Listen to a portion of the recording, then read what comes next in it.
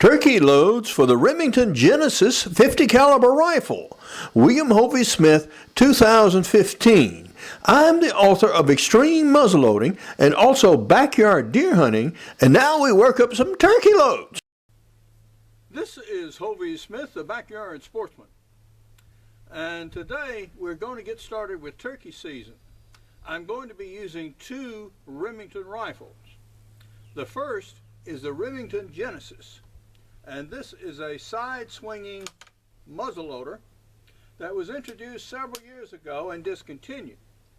I will also be using the Remington Ultimate Muzzleloader, which is a bolt-action Model 700. Now, it is unusual to use Remington muzzleloading rifles for turkey hunting. And what I do is I download considerably in a patched 490 round balls in both guns. With fast twist barrels, these are both very accurate loads, and they have plenty enough power to kill turkeys at reasonable ranges out to about 75 yards before the bullet drop gets too excessive. We have a 3x9 variable on the Genesis here, and this is what we're going to load and sight in. The loading will be exactly the same for both guns, so I'll go ahead and show it to you now on the Genesis. Now, I have previously fired a 209 primer on this gun to sort of clear the barrel, but in any event, first thing, make sure the gun is unloaded, right? Okay, done that. Now, then we measure our powder, and we have it here in a traditional horn. Although the powder could be contained in anything, it is a triple FG black powder. Okay. Now I'm indexing the ball on the lubricated patch and seating it with the short starter. Okay. Trim the patch.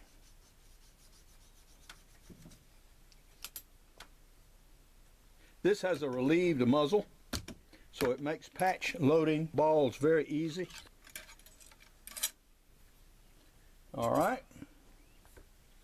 Now, all we have to do is prime. The breech is flipped to the side, breech plug, and we're now going to put in our Remington 209 muzzleloading primer in it. Okay. We close it, it locks, and now all we have to do is cock and shoot.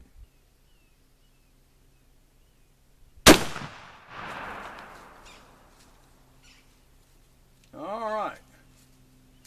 Now that hit about 1 inch from the edge, which, considering I'm only about 15 yards, that is, of course, I need to make some adjustment. But yeah, it did the job. Our close range sighting in proceeded approximately like this. We did shoot the initial shots right down in here, then we adjusted upward, and then we started adjusting left and right. And we noticed that the scope was a little bit stiff apparently, but we did get it to adjust properly. And ultimately, we did manage in the final shot to get this shot right here, which is approximately 1 inch above the aiming point here at the center of the 10. And that is about exactly where you want it for a 0 at 50 yards. So we now have confidence enough that we can put a 50-yard target out there and not be wasting ammunition. To do it before, you'd have your shot stringing way off in here somewhere off to the side. But now we're confident that, yeah, when we put a bullseye out there at 50, we'll put a shot in that bullseye. Now that we're shooting at 50 yards, we're going to pay a bit of closer attention to our loading. And now we're going to start off using some wonder wads here underneath the ball. Actually, when I hunt, I'll use styrofoam wads instead of these to keep the boar butter lube what's on my patches from seeping down and spoiling the powder, since these loads are going to be in the gun for a long time. So we'll see what she does at 50. and I have our ready range box down range, so you'll have a chance to see it again. And we're going to shoot one of the smaller targets this time.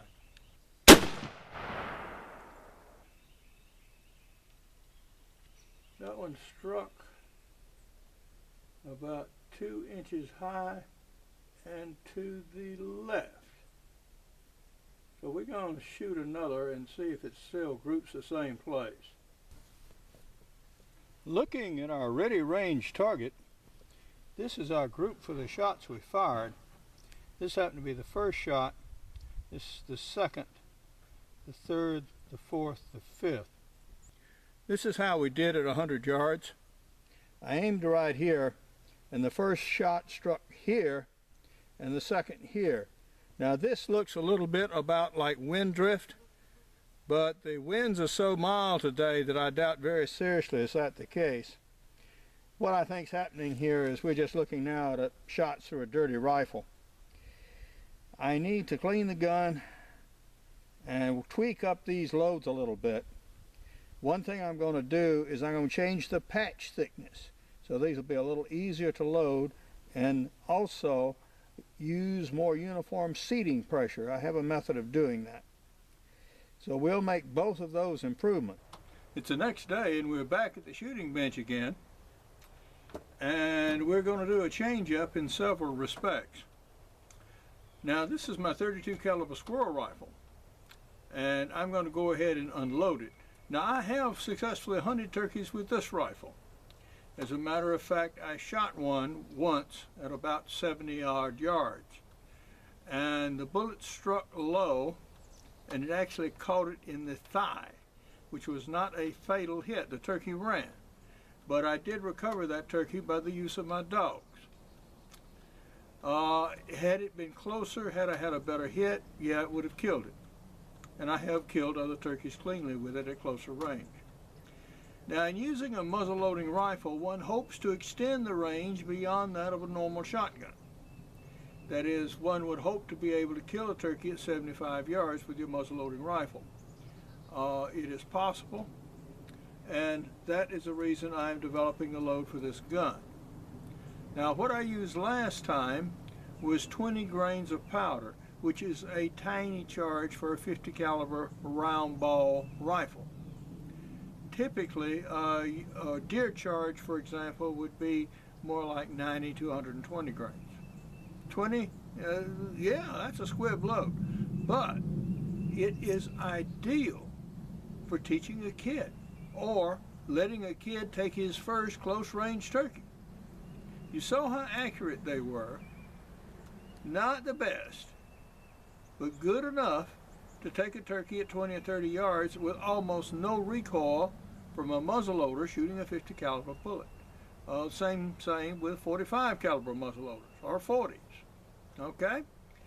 Now I would think they would do a little better with 25 grains rather than just 20. Now, what we're going to load this thing up with is a more potent load indeed. This is 55 grains of 3F777, which will develop considerably more velocity and recoil. It should also stabilize the bullet a little more and actually be a little more accurate if the patches will actually hold together. And that's a critical thing with developing round ball loads for these rifles. If you start shredding your patches, the extra powder is doing you no good, and you need to come back and cut back and cut back until the patches will go through without being torn. Now we're going to shoot off our squirrel rifle and see if the load I have in it for weeks now, more than a month, will still shoot accurately enough to kill a turkey. There it went. Our load development is getting more sophisticated than it was formerly. We are now using our cut styrofoam wads. We have a thinner patching material. Now this is drop cloth canvas here that has been freshly lubricated with boar butter. And we keep it in one of these old film cans. If you have some of these, hang on to them, they're useful. We're using 55 grains of powder. We have it in our little separate smaller measure here. We have a little mallet for seating. primers, of course, and we're using a Power Packer Pro to get uniform compression on the charge. To do this, you run it down and then you go crunch. This has a spring load, and that gives you a uniform compression. And you can see how much of the ramrod we have now sticking out above the bore. Those are some changes that we have made. We're also cutting with our new knife. This is our official turkey knife with the turkey scribed on it. So we remember what they look like. Yeah, we see them so seldom. Okay. How did a little squirrel rifle do? Well, it would have killed a turkey. It was not as dead on as I thought it might have been, but I had never targeted at 50 yards. I'd shot it in at 25, and I found that it shot about 2 inches to the right, although it was exactly on line vertically. So that was good. Yeah, that would have killed a turkey, and I've now made some sight adjustments, so I'll even shoot closer next year. But now, to the main event.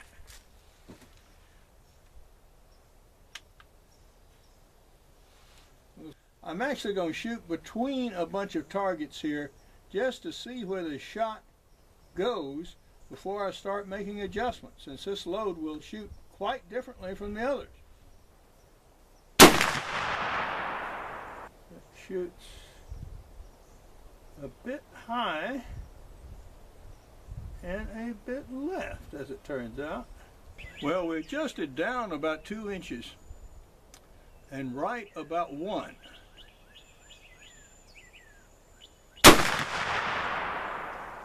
All right.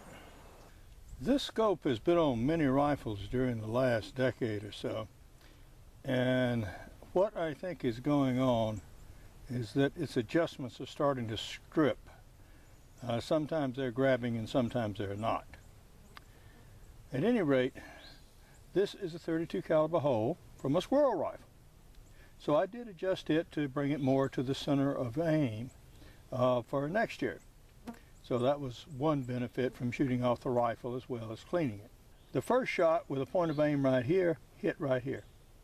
So I adjusted that, and then that brought the shot to here, adjusted to here, well, brought it down to here, and the last one right there. Okay. I was holding very solidly right here.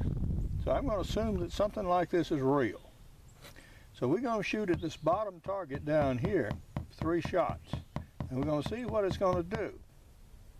What I hope to see is to have all the shots within this white ring. I can kill turkeys all day like that, or even extend the range out to 75 yards and still hit.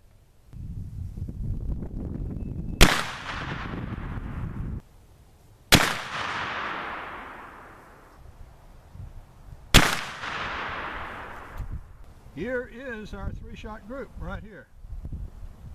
It's a little lower on the target than I would like to see. The center of the group, say, is here. If you moved it all up, yes, it would be within this desired area of dispersion. So we're getting close now with this sighting in. Any of these hits would kill turkeys at 50 yards. Yep, they sure would. I am going to elevate a little bit here. It'll take about, just maybe two clicks up. And we're going to call that good. This is Hovey Smith with Hovey's Outdoor Adventures, reminding you to be legal, be ethical, be safe. Goodbye, God bless, and see you next time. Among my prize-winning books are Extreme Muzzleloading, Backyard Deer Hunting, Crossbow Hunting, and I also have an 8-book ebook series out for 2013-14, including muzzleloaders for hunters. My new book, Ideas for New Businesses, teaches you how to make your own $1 or billion-dollar business. The Genesis was not actually made by Remington, but is a good gun. And you can use these squib loads and turkey loads for a lot of good practice. For info on my books and stuff, go to www.hoviesmith.com. Good hunting and good eating from the outdoors. Goodbye and God bless.